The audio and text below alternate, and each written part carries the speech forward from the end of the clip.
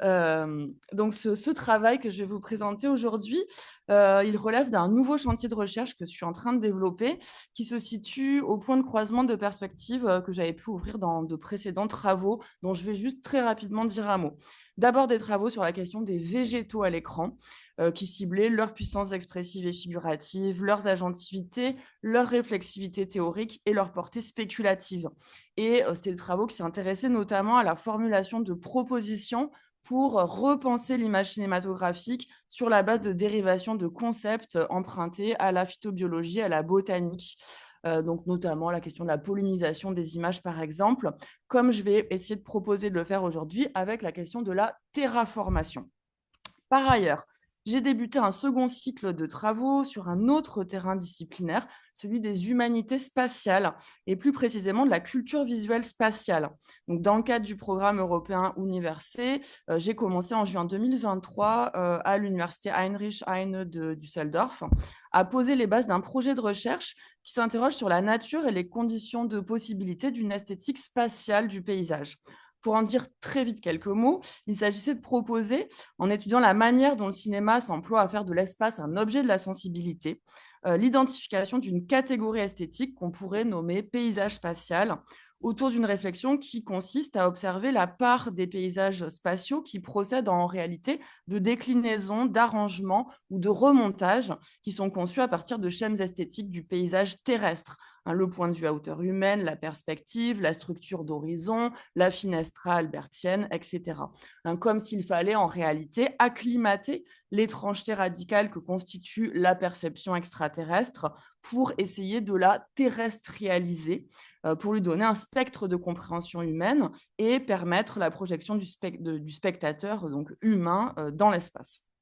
C'est dans cette optique, en ayant en tête la phrase du cybernéticien Snout dans le Solaris de Tarkovsky, lequel s'écrit « Qui parle de conquérir l'espace ? Tout ce que nous voulons, c'est étendre la Terre jusqu'à ses confins reculés », que j'ai commencé à m'intéresser à la manière dont une gestation spatiale, une sorte de cosmogénie, prenait corps dans et par les images, dans l'entreprise visuelle moderne et contemporaine, qui conduisait à terraformer l'espace, à terrestrialiser cette altérité radicale que constitue l'environnement direct de notre planète, une fois la stratosphère franchie, et donc tout ce grand dehors jusqu'aux confins de l'univers. Cela me paraissait d'autant plus frappant que, dans le même temps sur Terre, de plus en plus de discours politiques et industriels sur le nucléaire décarboné, sur l'agriculture intensive, l'extractivisme, me paraissaient des discours précisément déterrestrés, hors sol. En croisant ces réflexions avec mes travaux sur les végétaux, c'est à la question des serres dans l'espace que j'ai décidé de me consacrer en m'intéressant à l'histoire technique, idéologique et visuelle des terrariums, des vivariums, des serres, des palais de cristal, des dômes géodésiques, mais aussi à l'astrobotanique, au développement expérimental des Life Support Systems, au projet de bio-ingénierie de corps célestes par le développement d'organismes végétaux, évidemment en entretissant toutes ces recherches à mon objet central, un très vaste corpus de films à serre. Il s'agit donc de questionner la portée de ce geste qui consiste au cinéma à accoler au noir des profondeurs sidérales le vert de la végétation terrestre, à faire pousser des plantes dans l'espace, à insuler le vide sidéral avec des capsules atmosphériques où croissent les plantes et où se fabrique l'oxygène, et d'essayer à partir de là de réfléchir à la manière dont se repensent à la fois les images de la nature et la nature des images depuis l'espace, dans la perspective de développer quelque chose comme une théorie bioclimatique des images. Cela reviendra à mettre au jour un processus de terraformation de l'espace par les images, concédant aux images des propriétés, sinon végétales, du moins biotiques, en construisant l'analyse autour de la place qu'occupe dans l'économie filmique le motif de la serre, stratégie imageante de colonisation et biotechnologie de l'enracinement dans des sols non terriens. Dans Solaris, Tarkovsky s'emploie à produire une forme de coalescence entre la maison familiale dans la campagne russe et la station orbitale. Cette viscosité des images tient notamment à la manière dont Tarkovsky va consteller les espaces de son film, de ce que l'on pourrait nommer des maquettes de nature, qui tiennent de l'emboîtement de petites unités bioclimatiques. Sur Terre, la datcha du père de Kelvin est remplie d'objets qui redoublent la nature extérieure, l'enserrent en autant de microcosmes intérieurs. Une cage avec des oiseaux, un aquarium avec des algues, rejouent en miniature les magnifiques plans d'ouverture du film. La station orbitale solaricienne rappelle étrangement cette maison campagnarde.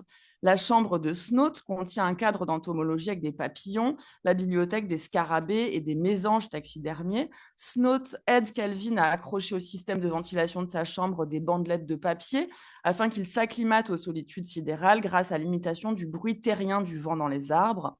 Plus tard, de l'eau se met à ruisseler du plafond de la chambre de Kelvin, poursuivant cette terraformation de la station orbitale. Et dans le dernier quart du film, ce sont les deux chambres, l'orbitale et la terrestre, de Chris et de sa défunte épouse, dont les murs sont recouverts de bâches plastiques transparentes sur lesquelles de la condensation se forme, qui crée une continuité atmosphérique entre ces deux serres dans lesquelles se cultivent les mêmes souvenirs douloureux. Enfin, c'est un raccord végétal, une petite pousse dans un pot au bord d'un hublot de la station qui raccorde avec un plan sur les algues d'un ruisseau qui nous renvoie à la Terre, à la clausule du film, les dernières images du film nous permettant de saisir que la maison et son entour sont en fait l'un des îlots extraterrestres apparus sur Solaris. Outre cette terraformation à l'œuvre dans Solaris, je montre très rapidement des planches iconographiques de serres de films de mon corpus. N'ayant évidemment pas le temps de rentrer dans l'analyse de tous ces films, j'ai restreint mon étude d'aujourd'hui à 2 d'entre eux qui seront donc Silent Running et Gagarine. Donc très vite, Sunshine de Danny Boyle, High Life de Claire Denis, Gravity, Moon, Passengers, Mission to Mars, Planète Rouge, Seul sur Mars, Grande Stellaire, Skydome 2123, Silo, donc la série, et je m'arrête là pour ce corpus. Si les serres me fascinent, c'est pour la contradiction qu'elles recèlent. Leurs architectures transparentes et graciles contrastent avec leur ambition démiurgique, génésique et machinique. Le désir de créer, d'abriter et de réguler un biotope, de lui offrir des conditions de vie mimant les conditions naturelles sur le régime de la plus grande artificialité, celle du modèle réduit, de la prothèse de nature.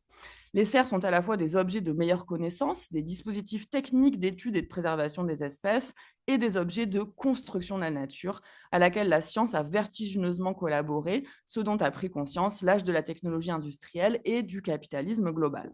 Pour parler avec l'historien des sciences américain John Trash, on peut comprendre les serres comme des vitrines qui, je cite, encapsulent des formes de vie entières. À ce titre, elles relèvent de ce qu'il nomme des cosmogrammes.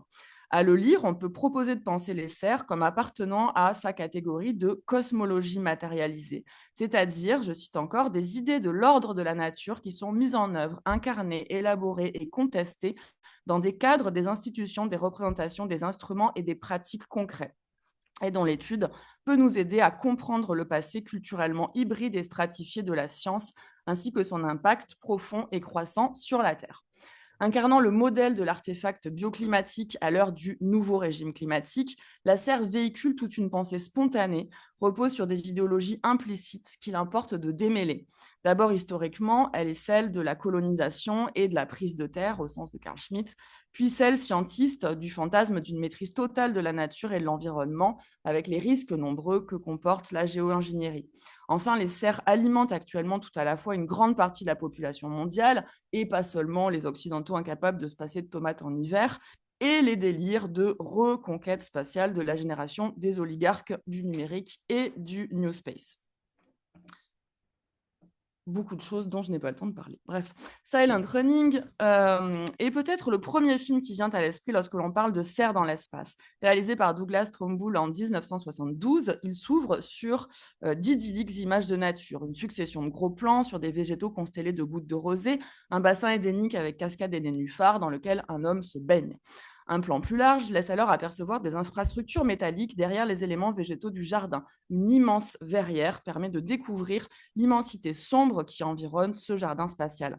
La structure de la serre apparaît progressivement en perspective plafonnante, montrant les ampoules qui éclairent la serre, qui brille au milieu des étoiles, et donc nous comprenons que nous sommes dans un immense dôme géodésique. On apprend ensuite la raison d'être de cette mission spatiale. La Terre est devenue stérile. Le projet initial était de sauvegarder la flore terrestre en la préservant dans des serres, ultime refuge des écosystèmes terrestres et de leur biodiversité. Les dernières forêts terrestres ont été envoyées dans l'espace, dans l'espoir que cette flore puisse un jour être réimplantée sur la Terre. Les astronautes sont dans l'attente d'un message qui leur donnerait le feu vert pour revenir avec leur précieuse cargaison. Mais lorsqu'enfin le message arrive, ordre leur est donné d'abandonner la mission et de détruire à la bombe nucléaire toutes les forêts, afin de restituer les vaisseaux à la navigation commerciale, évidemment. Le dernier jardinier du monde, Freeman Lowell, horrifié, va se livrer au meurtre afin de sauver l'un des dômes. Débute alors la seconde partie du film, dans laquelle Lowell cherche à échapper au monde humain. Il va donc passer les anneaux de Saturne, hein, une zone de turbulence très importante qui a pour effet de le masquer aux capteurs terrestres. Ce qui m'intéresse ici vivement, dans le sens où ce sont les images mêmes qui se trouvent affectées par le projet de terraformation. Cela se manifeste à l'écran par une série de dérèglements audiovisuels. Arrivent des images étranges que les humains ne comprennent plus. Nous parviennent une cascade d'images très colorées, aux formes illisibles, à la lisière de l'expérimental, animées de mouvements d'appareils heurtés, de flashs colorés, de vues extérieures du vaisseau pris dans des brumes de couleurs, et d'images des écrans de contrôle à l'intérieur de l'habitacle qui subissent le même traitement. Ma proposition serait de considérer que ce dérèglement visuel manifeste en réalité, le moment de la terraformation, c'est-à-dire le moment du film où les biosphères ne sont plus simplement les réceptacles des forêts appelées à rentrer sur Terre, mais des capsules de terraformation en route vers l'inconnu. La serre initie alors à ce moment précis une terraformation du film. Cette terraformation produit des effets sur la figuration et sur le monde filmique conjointement. Un dérèglement des moyens de communiquer, de se représenter l'espace, de naviguer, de s'orienter, de se déplacer. Une bifurcation politique, renoncer à rejoindre la Terre et à sauver l'humanité en préférant le meurtre à l'écocide. Une requalification de la masse ouvrière robotique, puisque Lowell va leur donner un nom à chacun de ces 3 petits robots et leur apprendre à planter des arbres. Et enfin, une redistribution des valeurs ontologiques et une nouvelle conception de ce qui fait monde. Ce rêve de la terraformation croise, en l'amplifiant, celui de la serre. Le terme traduit l'anglais terraforming, que l'on doit à William Olaf Stapledon, un écrivain britannique, philosophe, poète, auteur de SF, spiritualiste et finaliste, une sorte de pré-Teilhard de Chardin, à qui l'on doit nombre de thèmes qui deviendront des tropes de la littérature de SF du XXe siècle. La terraformation désigne pour moi l'amplification d'une serre à l'échelle d'une planète. Plus précisément, le processus par lequel on cherche à transformer l'environnement d'un corps céleste afin de le rendre habitable par les humains en tentant de reproduire les conditions de la vie sur Terre. Il s'agit principalement de modifier la composition de l'atmosphère, la température à la surface de la planète et sa biosphère, et on envisage notamment d'activer l'effet de serre, d'injecter des organismes vivants dans l'atmosphère, par exemple pour Carl Sagan, des algues avec son projet de terraformation de Vénus en 1961, ou encore des bactéries extrémophiles pour faire croître la proportion d'oxygène dans l'atmosphère. Il s'agit de bioingénierie planétaire, laquelle engage évidemment une ontologie et une métaphysique dont les contours sont encore à tracer. La réflexion que je propose aujourd'hui, dont je propose aujourd'hui de poser les premières pierres, recoupe la théorie développée par Peter Sloterdijk dans sa sphérologie. Sloterdijk propose de faire du terme de sphère un concept anthropologique fondamental afin d'investiguer la question de l'espace humain, c'est-à-dire vécu et habité, en menant une vaste enquête sur l'individualité, les proximités entre les individus et leurs incidences sur la nature même de l'espace. L'espace étudié depuis la cabane jusqu'à la ville et à l'empire s'ouvre aussi chez Sloterdijk à l'espace infini et inhabitable que constitue l'univers extraterrestre. Sloterdijk propose de réentreprendre la métaphysique à partir de cette étude des liens entre l'existence locale et la sphère globale, sous la forme d'une réflexion sur les fondements atmopolitiques du XXe siècle. Le chapitre qui m'intéresse se trouve dans Écume, le 3e tome, et il s'intitule « Insulation pour une théorie des capsules, des îles et des sphères ». Et il s'emploie à proposer une théorie sphérologique de l'île en repartant d'un texte de Deleuze, L'île déserte. Les îles sont qualifiées de modèles de monde dans le monde. Elles tirent leur qualité de cette condition bioclimatique, de l'effet isolant de l'élément humide. L'isolation est ce qui fonde l'île, tout comme le cadre fonde l'image, en la coupant du contexte du monde. Ainsi, je cite, « Si les îles sont des modèles de monde, c'est précisément parce qu'elles sont suffisamment séparées du reste du contexte mondial pour pouvoir abriter une expérimentation sur la présentation d'une totalité en format réduit. » Sloterdijk fait dériver son analyse du plan de référence de la météorologie, le climat insulaire, à la théorie de l'espace et à la sphérologie. À partir de cette prémisse, il retrace les gestes qui ont conduit les humains à la création d'îles. Il observe en particulier comment se sont développées deux formes de la fabrication d'îles qu'il va tour à tour étudier. La construction d'îles détachées ou absolues, du type des sous-marins, des avions ou des capsules spatiales, et la construction d'îles climatiques, les serres, dans lesquelles on remplace la situation atmotopique exceptionnelle des îles naturelles par une imitation technique de l'effet de serre. Ces deux types d'îles sont des îles techniques, c'est-à-dire des prothèses d'îles répliquant par la technique des créations, des caractéristiques de l'île naturelle. Et nos serres dans l'espace ont pour particularité de métisser ces deux types d'insulation. Pour en dire très vite un mot, les îles absolues, ce sont des îles mobiles, parvenues à désactiver la prémisse de l'attachement au lieu. Elles engagent en ce sens une révision du rapport avec l'élément environnemental.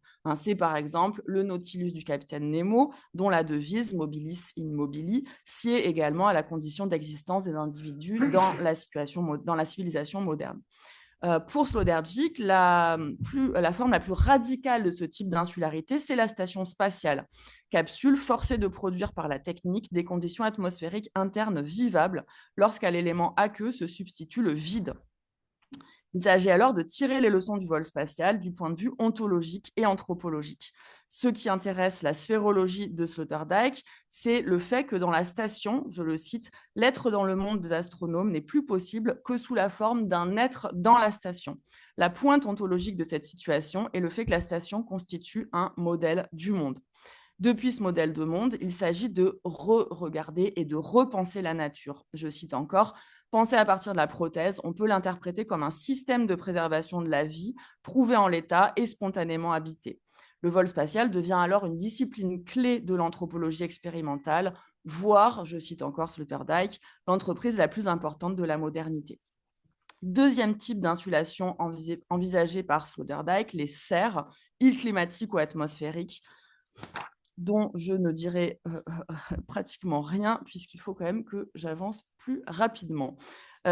Ces deux modèles d'îles, de prothèses d'îles ou de maquettes de nature sont évidemment celles que je souhaite appliquer. Ça ne marche plus. Ah. OK. Voilà. Donc l'analyse d'un dernier film français qui se passe sur Terre, à Ivry-sur-Seine, mais vous allez voir, il y a une capsule spatiale.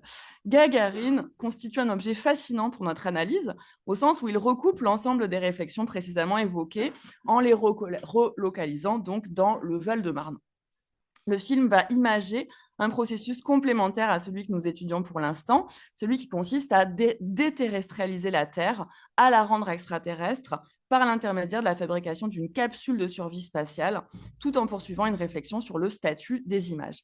Gagarine, dans la fiction comme dans le réel, désigne une cité HLM de l'époque des grands ensembles, dénommée d'après le célèbre cosmonaute russe, premier être humain à avoir réalisé un vol dans l'espace en 61 dans le cadre du programme spatial soviétique. Dans le film, la cité Gagarine va littéralement être transformée en vaisseau spatial par le personnage principal, Yuri, donc qui tire aussi son prénom de Gagarine, un jeune garçon de 16 ans, bricoleur et passionné par l'espace, déterminé à sauver sa cité promise au dynamitage. Yuri s'emploie à empêcher la destruction du bâtiment en réparant ses équipements défectueux. Mais ces efforts ne suffiront pas et une fois les habitants expropriés, tandis que des ouvriers désossent l'immeuble pour préparer sa démolition, Yuri investit clandestinement un étage qu'il entreprend de transformer en station spatiale afin d'assurer sa survie. Se mêle habilement dans le film, par le recours au registre de l'ASF et à l'imagerie de l'exploration spatiale, une réflexion souterraine sur l'écologie des images, mais aussi sur la colonisation et l'immigration et la pratique de l'habitat de survie qu'elles engagent, que celui-ci soit extraterrestre, le Life Support System, ou bien terrestre. Squats et occupation illégale de terrain sont dans Gagarine le pendant du fantasme de l'habitat spatial et de ses contraintes et font de la terraformation la quête plus humble, mais aussi plus essentielle d'un lieu acceptable pour survivre. Dès l'ouverture du film, les réalisateurs multiplient les procédés qui leur permettent de filmer la cité comme une station spatiale. Je saute plein de choses. dont je n'ai pas le temps de parler. Une fois la cité vidée de ses occupants, le processus de transformation fait donc de la cité une sorte de station spatiale, et cela commence par une séquence de rêve. Yuri est donc montré dans une séquence filtrée de rouge, en combinaison de cosmonaute, casque à la main, comme s'il se dirigeait vers une fusée pour son lancement. Suivent alors les images d'archives d'un lancement, mais cette fusée explose après quelques secondes de vol et retombe vers la Terre en une longue vrille enflammée. Ce qui entrera en résonance avec les images du dynamitage de la barre d'immeuble que l'on verra à la fin du film.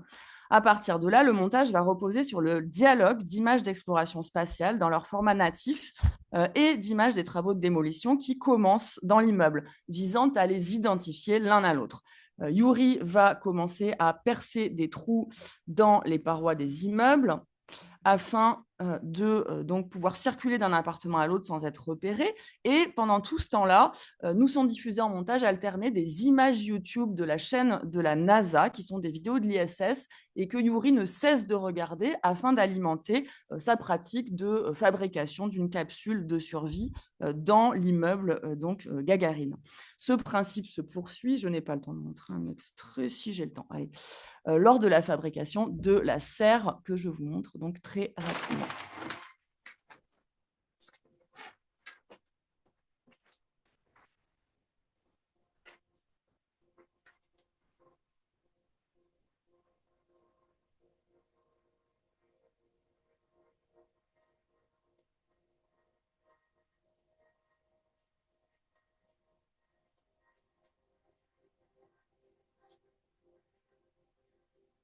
Mais ça pousse pas les tomates en hiver. C'est des Québécoises, ça résiste au froid.